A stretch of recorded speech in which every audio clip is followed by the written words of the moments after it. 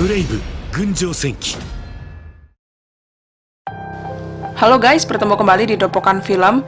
Kali ini Mimin akan membahas film yang berjudul Brave Gunjou Senki, menceritakan tentang perjuangan sekumpulan anak SMA yang terjebak di masa lalu dan harus berjuang untuk kembali ke masa depan dengan selamat.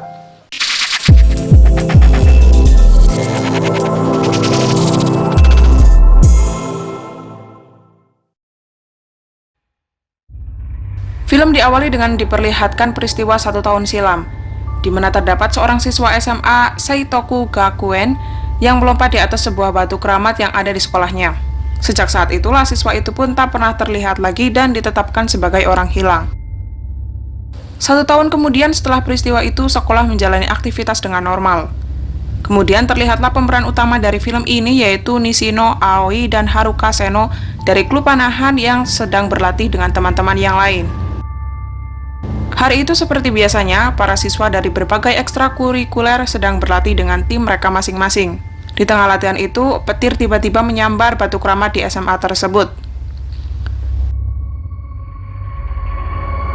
Saat itulah malapetaka pun terjadi di sekolah tersebut, di mana seluruh siswa di SMA itu tiba-tiba diserang oleh para pasukan yang membawa pedang dan datang entah dari mana. Pasukan itu pun langsung membantai semua siswa yang berada di sekolah tersebut.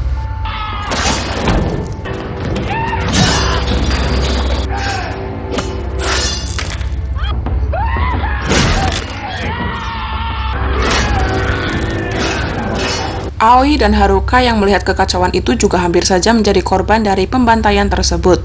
Beruntung, Kouta Matsumoto, kapten dari klub Kento, berhasil menyelamatkan mereka berdua yang terlihat masih kebingungan. Seluruh kapten dari masing-masing klub pun mengerahkan semua anggota mereka untuk memanfaatkan skill mereka masing-masing untuk melawan.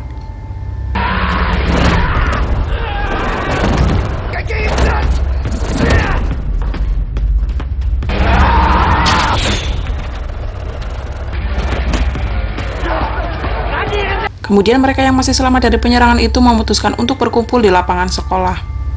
Tak diduga seluruh siswa tersebut ternyata telah berteleportasi ke masa lalu, tepatnya di zaman Sengoku tahun 1560, tepat sebelum pertempuran Okehazama, di mana saat itu terdapat pasukan Oda Nobunaga dan pasukan Imagawa Yoshimoto yang saling berseteru satu sama lain, dan para pasukan yang menyerang sekolah itu adalah pasukan dari Oda. Setelah itu, beberapa prajurit berkuda yang dipimpin oleh bawahan Oda bernama Yanada Matsasuna menghampiri para siswa di lapangan tersebut. Di sana mereka pun membawa beberapa siswa untuk dijadikan sandera. Setelah pasukan Oda pergi dari tempat tersebut, barulah pasukan dari Imagawa sampai di sana. Kesempatan itu pun digunakan oleh Kouta dan Aoi untuk membuat kesepakatan dengan pihak Imagawa, di mana para siswa SMA di sana akan membantu pasukan Imagawa yang bertugas untuk mengantar perbekalan. Dengan syarat pasukan Imagawa harus membantu mereka untuk menyelamatkan para siswa yang saat ini disandera oleh pasukan Oda. Mendengar hal itu, Motoyasu selaku pemimpin di sana lantas menyetujui kesepakatan itu dan meminta para siswa SMA itu untuk menjadi garda terdepan dengan menyerang benteng Marune tempat pasukan Oda berada. Setelah itu, Aoi, Kouta, dan yang lainnya pun berdiskusi tentang siapa saja yang akan pergi untuk mengisi penyerangan ke benteng Marune.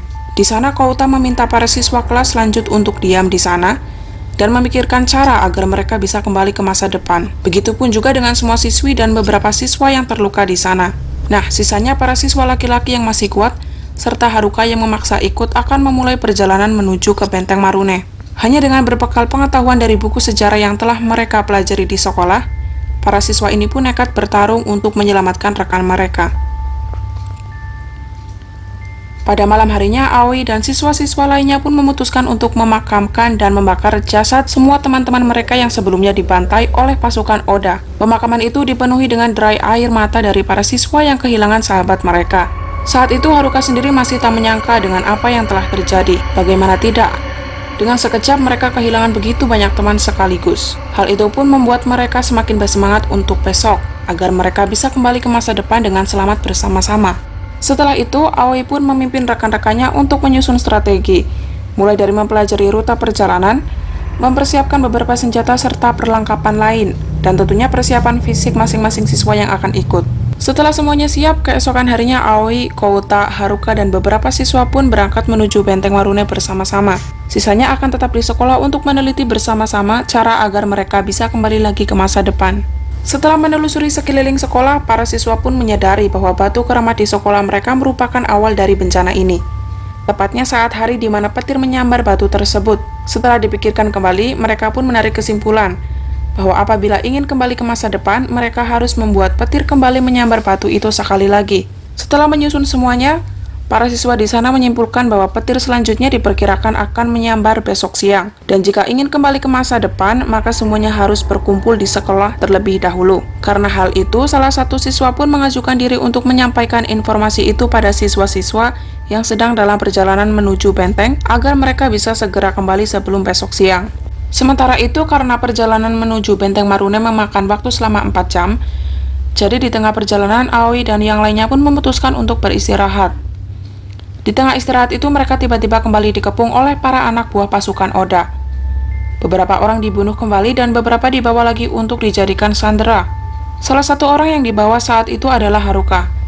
Kouta dan Aoi yang melihat hal itu pun berusaha untuk menyelamatkan Haruka. Namun karena Aoi saat itu masih sangat ketakutan, Kouta pun menjadi kewalahan karena harus melawan beberapa orang sendirian. Alhasil Kouta pun tewas terbunuh di hadapan Aoi dan Haruka berhasil dibawa oleh para pasukan Oda. Hal itu tentu membuat Aoi sangat terpukul karena baik Kouta maupun Haruka, keduanya adalah sahabatnya sejak kecil. Saat itu Matoyasu pun mendekati Aoi dan memberikan saran untuknya agar Aoi tidak berlarut-larut dalam kesedihan. Setelah mendengar saran dari Matoyasu, Aoi pun berlatih lebih keras dan mempersiapkan dirinya untuk penyerangan nanti. Di tempat lainnya terlihatlah Haruka yang baru sampai di tempat sandera lainnya.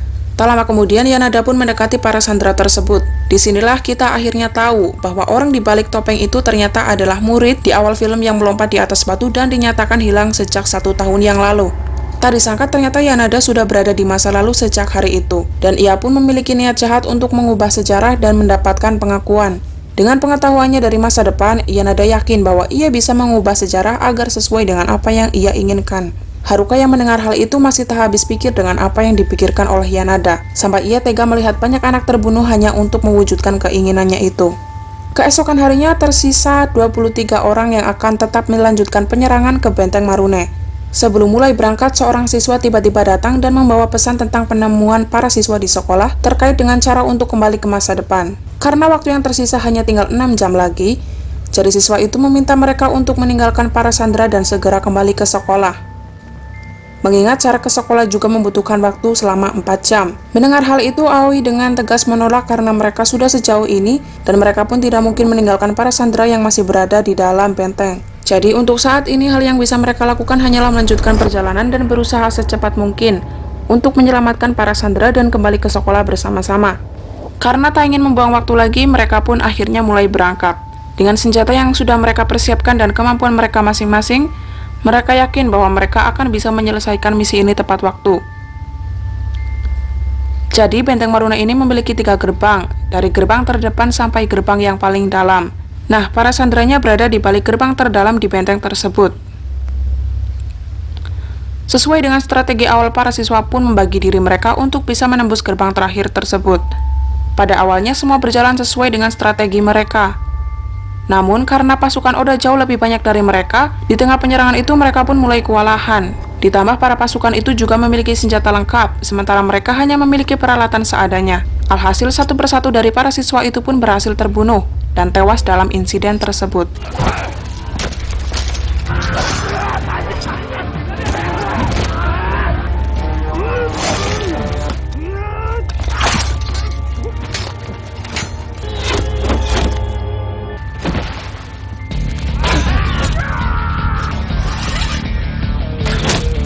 Sampai di gerbang terakhir, Aoi dan teman-temannya pun berhasil membebaskan para sandera, kecuali Haruka yang lagi-lagi dibawa ke tempat lainnya. Aoi yang melihat hal itu pun nekat mengejar Haruka seorang diri. Karena waktu yang sudah tak banyak lagi, Aoi pun menginstruksikan kepada teman-temannya yang lain untuk segera kembali ke sekolah. Sedangkan ia akan membebaskan Haruka terlebih dahulu. Namun sayang, Haruka ternyata hanyalah jebakan yang dibuat oleh Yanada untuk mengepung mereka yang masih selamat di sana. Saat itu Aoi dan lainnya merasa sangat putus asa dengan keadaan tersebut. Sampai tiba-tiba bantuan pun datang di saat yang tepat. Pasukan Imagawa tiba di saat yang tepat dan langsung membantu Aoi dan yang lainnya di sana.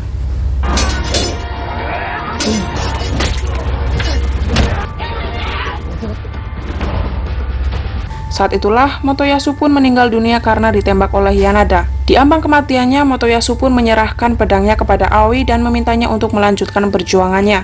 Setelah itu mereka yang masih selamat akhirnya bisa kembali ke sekolah, sementara Aoi dan Haruka masih di sana karena ingin menghentikan Yanada.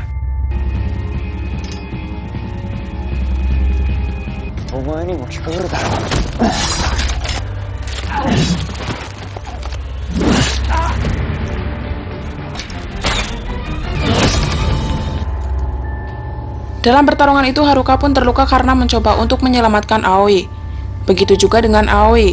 Yanada pun menawarkan kepada Aoi untuk bekerja sama dengannya dan mengubah sejarah bersama. Namun Aoi menolak dan tetap bertekad untuk menghentikan Yanada. Tekad kuat Aoi itu pun akhirnya membuahkan hasil, di mana ia berhasil membunuh Yanada dengan tangannya sendiri.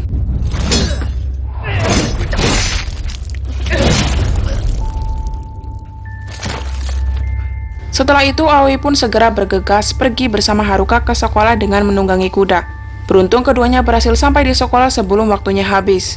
Namun tak diduga sesampainya di sana, Aoi ternyata memilih untuk tidak kembali ke masa depan dan tetap tinggal di sana untuk memperbaiki kembali sejarah yang sudah kacau karena perbuatan Yanada.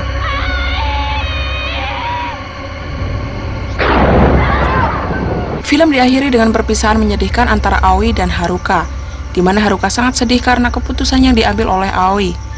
Bahkan setelah kembali ke masa depan pun, Haruka masih terus memikirkan Aoi yang masih ada di masa lalu. Dan film pun selesai. Oke guys, sampai di sini dulu video kita kali ini. Silahkan like dan subscribe jika kalian suka video ini.